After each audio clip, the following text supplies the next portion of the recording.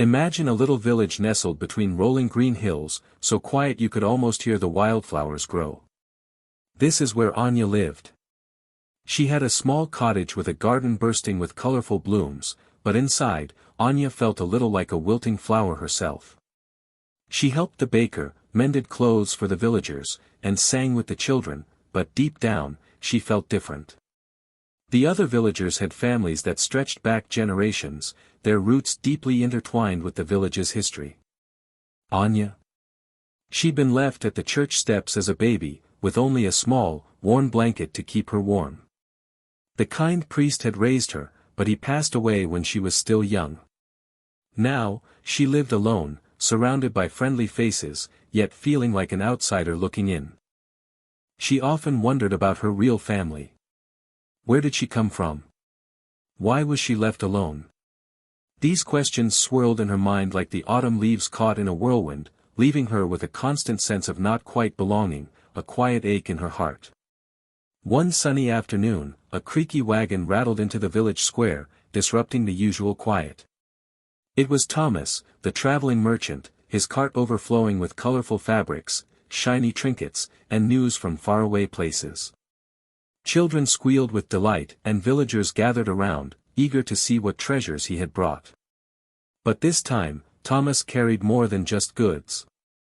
He spoke of a war brewing in the neighboring kingdom, a conflict over land and power. He said soldiers were marching through the countryside, heading towards the front lines. Some villagers grew worried, remembering stories of past conflicts. Others dismissed it as distant trouble, unlikely to affect their peaceful lives. Anya, however, felt a strange mix of fear and excitement. The thought of soldiers passing through, of a world beyond her village, stirred something within her. Maybe, just maybe, these travelers would bring answers, a clue to her own mysterious past. She watched Thomas carefully, hoping for any scrap of information, any hint that could lead her closer to understanding who she really was. The war, once a distant rumble, was now knocking on her village's door, and with it, perhaps, a chance for Anya to finally find her place. The rumble of marching feet echoed through the village a few days later, confirming Thomas's words. A long line of soldiers, clad in worn leather armor and carrying heavy packs, entered the village. Dust swirled around them as they made their way to the town square, their faces etched with weariness. The villagers watched them with a mixture of curiosity and apprehension. Anya stood near the edge of the crowd, her eyes scanning the faces of the soldiers. Most seemed hardened and focused, their thoughts far away on the battles to come. But then, her gaze landed on one soldier who was different. He had kind eyes and a gentle smile that seemed out of place amidst the grim faces. He carried himself with a quiet strength, and there was a warmth about him that drew Anya in. He was taller than most, with sun-kissed brown hair and a neatly trimmed beard. He looked around at the village, not with suspicion or impatience, but with genuine interest, as if appreciating the simple beauty of the place. Anya felt a pull towards him, an unexplainable connection that made her heart flutter. This was Marcus. Marcus noticed Anya standing at the edge of the crowd. Her eyes, the color of a summer sky, held a depth of sadness that resonated with him. He saw the quiet yearning in her gaze, the unspoken questions that seemed to weigh her down. He felt compelled to offer her a small measure of comfort.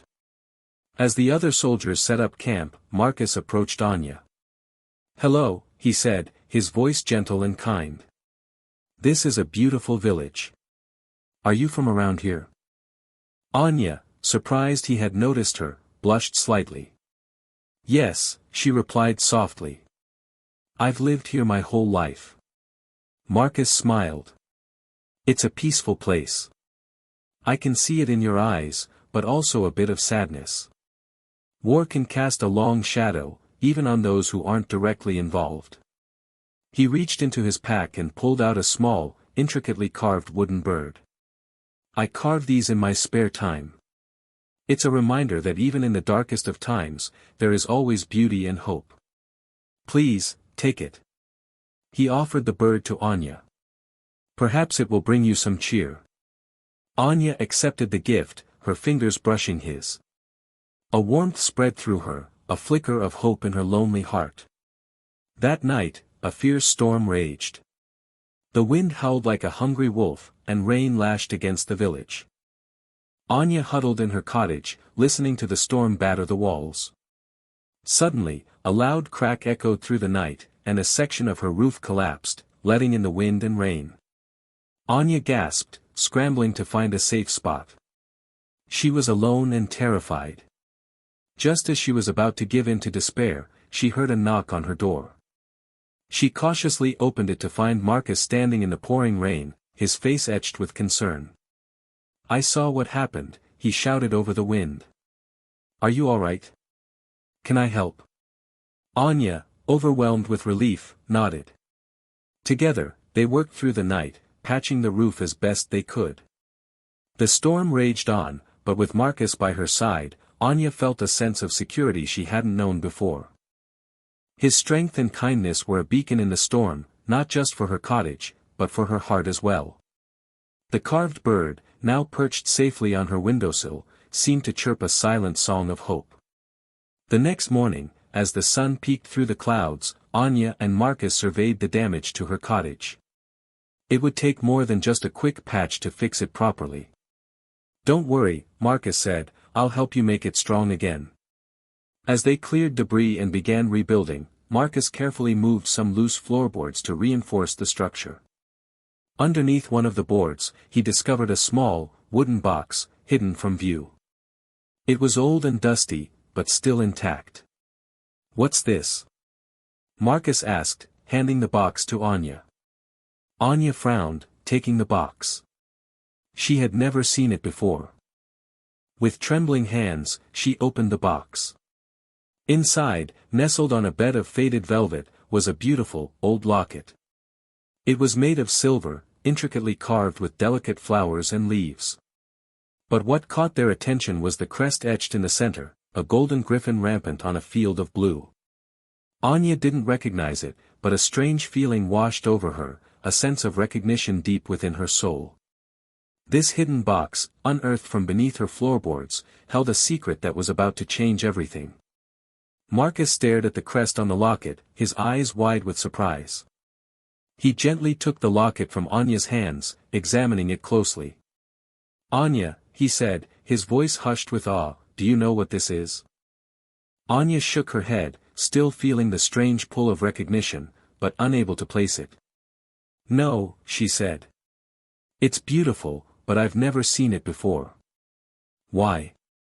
What does it mean?" Marcus hesitated for a moment, gathering his thoughts. "This crest, it belongs to the house of Valerius," he finally said. "They are a noble family from the kingdom of Eldoria, a kingdom far to the east. They are one of the most powerful and respected families in the land." Anya gasped.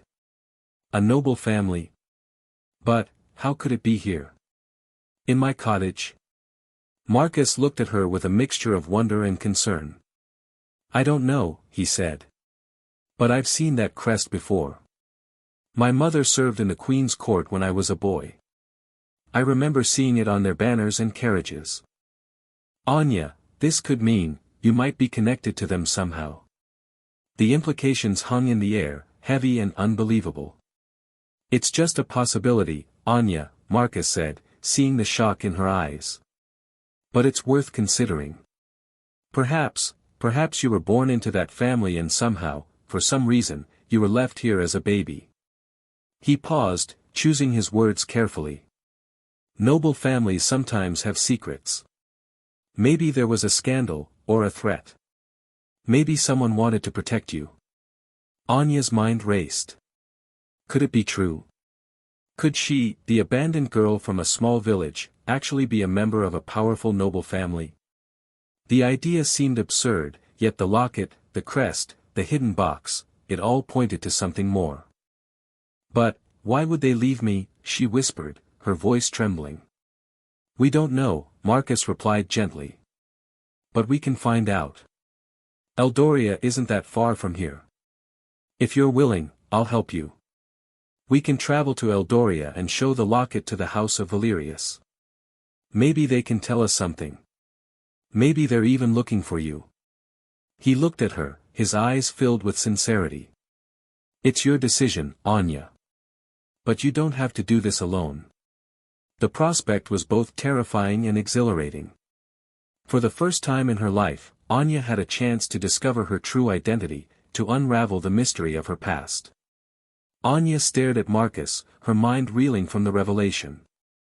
The thought of leaving her quiet village, the only home she had ever known, was daunting. But the yearning to know her true identity, to understand why she was abandoned, was even stronger. I don't know what to say, she stammered. This is all so much to take in. Marcus gently took her hand. Take your time, Anya. Think about it. I know it's scary, but you don't have to decide right now. But Anya already knew her answer. She couldn't ignore this chance, this possibility of finding her family. I'll go, she said, her voice gaining strength. I need to know. I need to find out who I am. Marcus smiled, his eyes filled with admiration. Then we'll go together. We'll leave as soon as the soldiers are ready to move on. He knew the journey to Eldoria would be long and difficult, but he was determined to help Anya find her answers, whatever they might be. The decision was made. Anya, the abandoned girl from a small village, was about to embark on an adventure that would change her life forever. The wooden bird on her windowsill seemed to sing a joyful song of anticipation. The journey to Eldoria was long and arduous. They traveled alongside the soldiers for a while, then branched off onto smaller, less traveled roads. They faced scorching sun, pouring rain, and treacherous terrain. Anya, used to the quiet predictability of her village, was challenged at every turn. They slept under the stars, sharing stories and dreams. Marcus taught Anya how to read the constellations, pointing out the patterns in the night sky. Anya, in turn, shared her knowledge of herbs and healing, learned from the village healer. They helped each other through difficult moments, their bond growing stronger with each passing day. They encountered friendly farmers who offered them food and shelter, and wary travelers who warned them of dangers ahead. They navigated winding mountain passes and forded rushing rivers. Through it all, Marcus remained steadfast, his kindness and strength a constant source of support for Anya. He taught her how to defend herself, how to trust her instincts, and how to never give up hope. The journey tested them, but it also revealed the depth of their connection. The distance to Eldoria seemed vast, but with each step, Anya felt closer to the truth, closer to understanding who she truly was. Finally, after weeks of travel, they reached the borders of Eldoria. The landscape changed dramatically, from rolling hills to majestic mountains, their peaks capped with snow. The air was crisp and clean, and the forests were lush and green. As they approached the capital city, they could see towering walls and gleaming spires in the distance. The city was bustling with activity, filled with merchants, nobles, and common folk. Anya, used to the simplicity of her village, was overwhelmed by the sights and sounds. Marcus, remembering his time in the Queen's court, guided her through the crowded streets, explaining the customs and etiquette. He helped her find suitable clothes, more befitting someone seeking an audience with a noble family. He taught her how to address the different members of the court, and how to navigate the complex social circles. Anya was grateful for his guidance. Without him, she would have been completely lost. She knew that facing the house of Valerius would be the greatest challenge yet, but with Marcus by her side, she felt a surge of courage. She was ready to face her destiny, whatever it may be. The wooden bird, tucked safely in her pocket, seemed to chirp a silent encouragement. With Marcus's help, Anya secured an audience with the house of Valerius. They were ushered into a grand hall, its walls adorned with portraits of stern-looking nobles. The air was thick with anticipation. At the far end of the hall, seated on a raised platform, were the Queen and King of Eldoria, along with other members of their family. Anya, though nervous, held her head high and approached the platform with Marcus by her side. She bowed respectfully, then presented the locket to the Queen. "Your Majesty," she said, her voice clear and steady, I found this locket in my cottage. I believe it may belong to your family." The queen, a woman with kind eyes and a regal bearing, took the locket. She examined it closely, her expression unreadable. Then, she gasped. This is impossible," she whispered, her voice filled with emotion. She showed the locket to the king, who also looked astonished. The hall fell silent, all eyes fixed on the royal family. The crest, so familiar to them, sparked a long-dormant memory, a hope they had long since abandoned. It was the symbol of their lost daughter, the princess who had disappeared years ago. Could it be? Could she finally be found? The queen turned to Anya, her eyes filled with a mixture of hope and disbelief.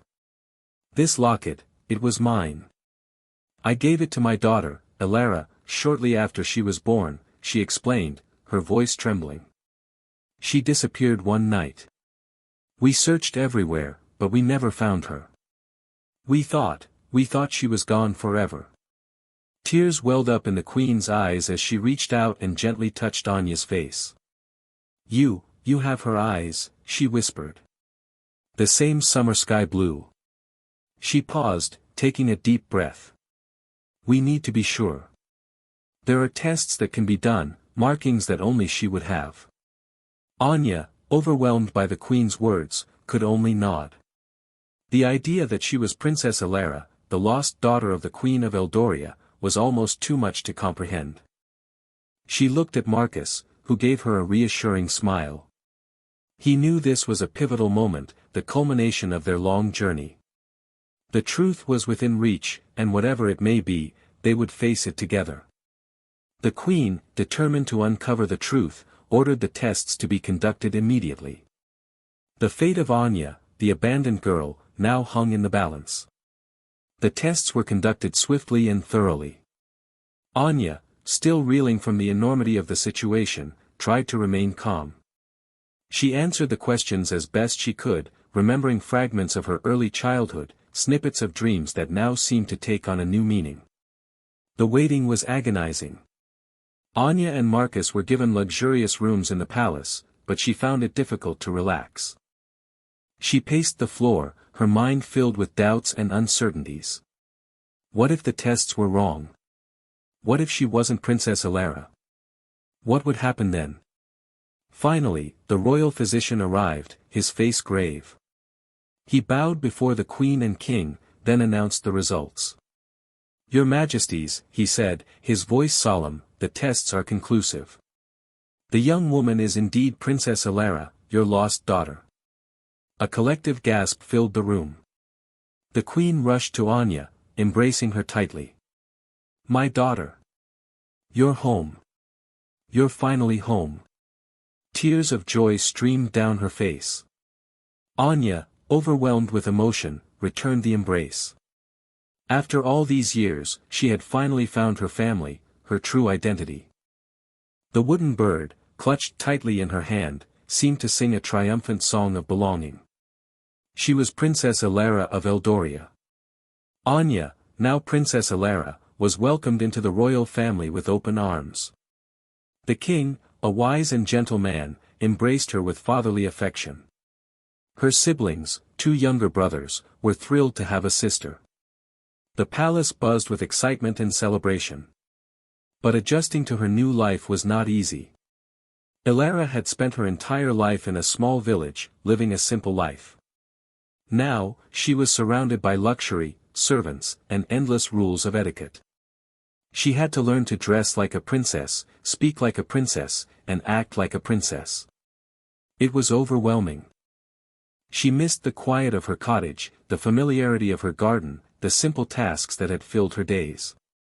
She missed her friends in the village, the baker, the tailor, the children she had sung with. Most of all, she missed the freedom she had known. She felt like a bird trapped in a gilded cage, longing for the open sky. The wooden bird, once a symbol of hope, now felt like a reminder of what she had left behind. The weight of her new responsibilities pressed heavily on her shoulders. Seeing Elara's struggles, Marcus remained by her side, a constant source of comfort and encouragement. He reminded her of her strength, her kindness, and her unwavering spirit. He helped her navigate the complexities of court life, offering gentle advice and unwavering support. He listened patiently to her worries and fears, reminding her that she was still the same person she had always been, regardless of her title. He encouraged her to find ways to integrate her old life with her new one, to find a balance between her responsibilities as a princess and her longing for simplicity. Marcus also helped Alara understand the power she now possessed. As a princess, she had the ability to make a real difference in the lives of others. She could use her influence to help the poor, to protect the vulnerable, and to promote justice and equality. With Marcus's guidance, Alara began to see her new role not as a burden, but as an opportunity. She could use her position to create a better world, a world where kindness and compassion reigned supreme. The wooden bird, once a symbol of loss, now represented the potential for positive change. Alara, remembering her humble beginnings, felt a deep connection to the common people of Eldoria. She visited orphanages, hospitals, and struggling farms, listening to their stories and understanding their needs. She used her newfound position to advocate for them, speaking passionately to the king and queen about the importance of fairness and compassion. She established schools for children from poor families, ensuring they had access to education and opportunities. She created programs to help farmers improve their crops and support their families. She worked tirelessly to bridge the gap between the wealthy nobles and the struggling commoners, promoting understanding and empathy. Alara never forgot her roots. She often visited her old village, spending time with her friends and neighbors.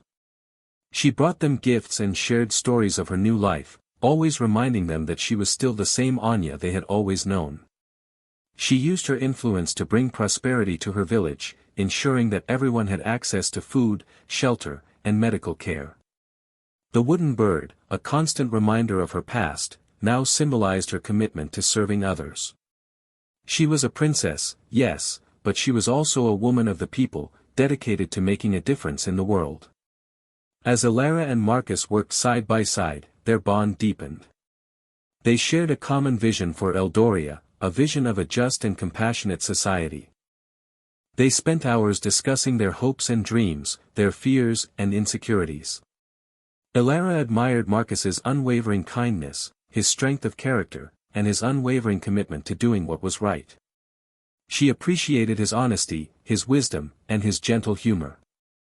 She realized that her feelings for him had grown beyond friendship. She loved him, not just for his kindness, but for the person he was, inside and out. Marcus, in turn, was captivated by Alara's compassion, her intelligence, and her unwavering determination.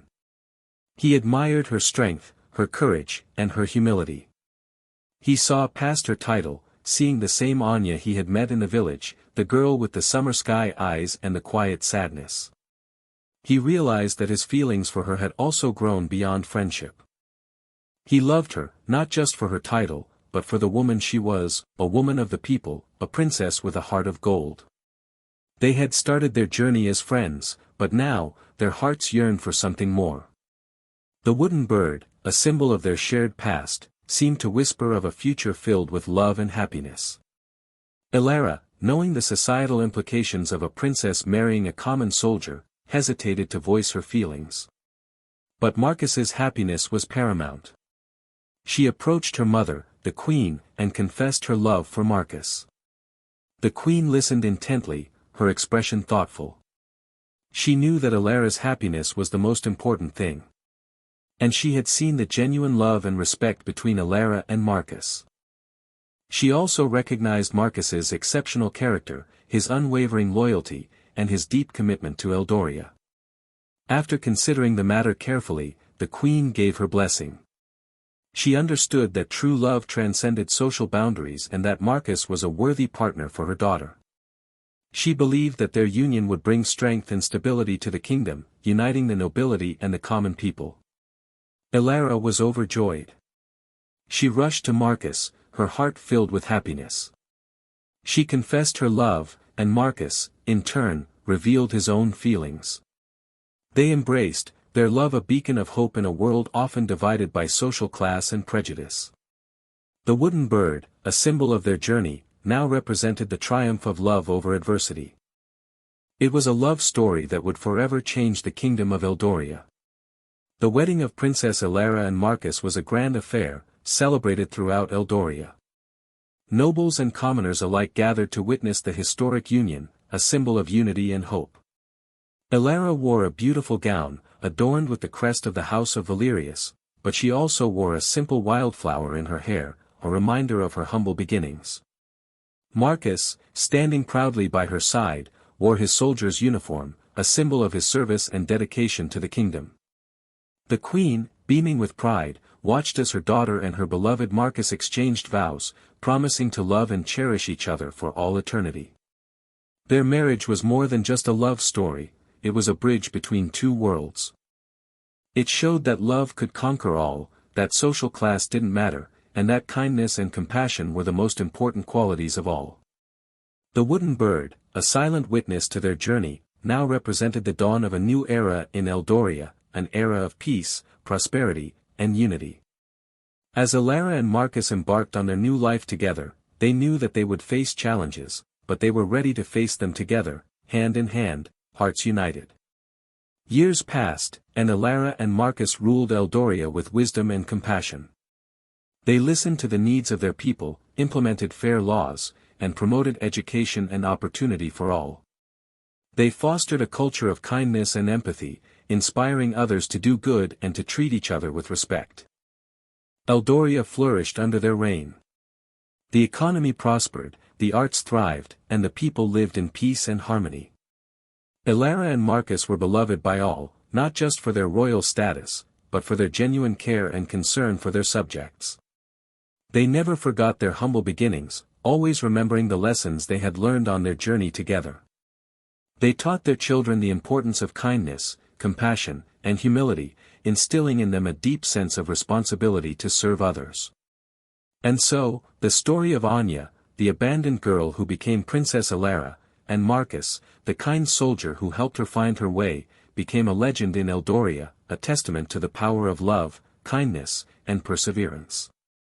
The wooden bird, passed down through generations, became a symbol of hope, reminding everyone that even in the darkest of times, kindness and love can overcome any obstacle and that anyone, no matter their background, can make a difference in the world.